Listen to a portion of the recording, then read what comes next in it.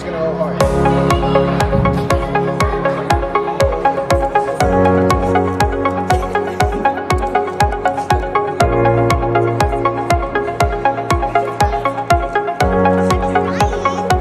It started last semester.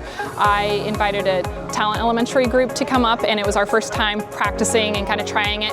We learned a lot. We ran too long, it was really chaotic, and then this semester, we really kind of dialed it in, focused on the key parts that we felt were most important, and ran it again, and now with this Orchard Hill group, and it's really fun to watch these kids kind of learn from each other, which is my favorite part.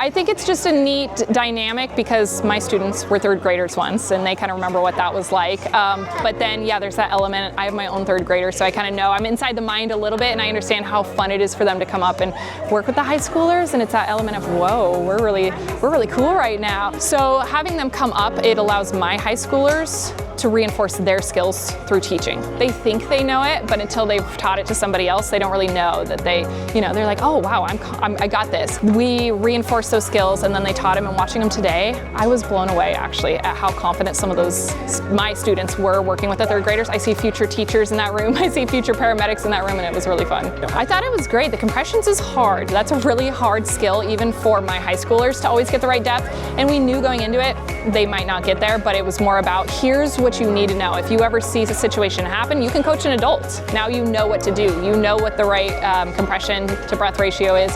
The EpiPen skill, some of these kids might have allergies of their own. They might have family members who use EpiPens, so we felt that was an important skill. And then they're kids, they fall, their friends fall, they cut themselves, so stopping the bleed with pressure was another one that we kind of prioritized. Yeah, I think we're gonna keep inviting the different schools, and I think our target demographic is the third graders, because I think they're that right age to get something out of it and start to maybe find an interest and pursue something down the road.